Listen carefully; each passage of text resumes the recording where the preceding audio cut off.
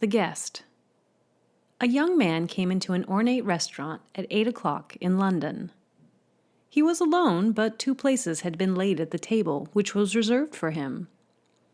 He had chosen the dinner very carefully by letter a week before. A waiter asked him about the other guest. "You probably won't see him till the coffee comes," the young man told him, so he was served alone. Those at adjacent tables might have noticed the young man continually addressing the empty chair, and carrying on a monologue with it through the elaborate dinner. "I think you knew my father," he said to it over the soup. "I sent for you this evening," he continued, "because I want you to do me a good turn. In fact, I must insist on it." There was nothing eccentric about the young man except for his habit of addressing the empty chair. Certainly he was eating as good a dinner as any sane man could wish for.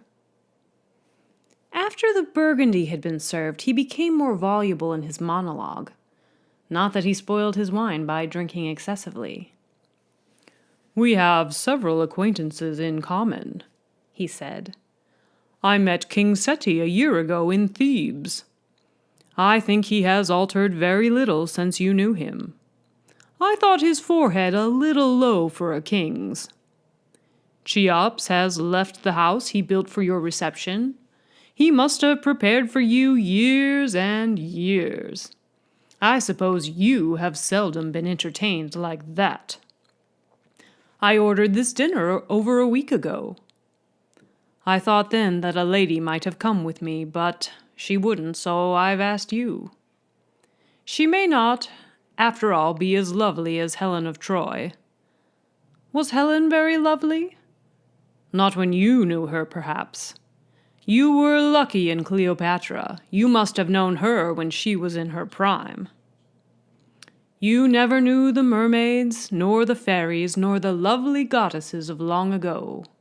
That's where we have the best of you." He was silent when the waiters came to his table, but rambled merrily on as soon as they left, still turned to the empty chair. "You know, I saw you here in London only the other day. You were on a motor bus going down Ludgate Hill. It was going much too fast.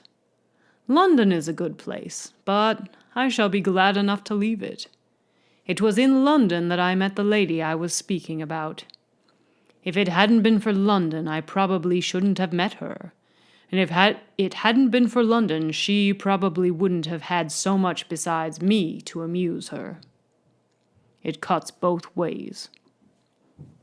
He paused once to order coffee, gazing earnestly at the waiter and putting a sovereign in his hand. "Don't let it be chicory," said he. The waiter brought the coffee, and the young man dropped a tablet of some sort into his cup. "I don't suppose you come here very often," he went on. "Well, you probably want to be going. I haven't taken you much out of your way. There is plenty for you to do in London." Then, having drunk his coffee, he fell on the floor by the foot of the empty chair, and a doctor who was dining in the room bent over him and announced to the anxious manager the visible presence of the young man's guest.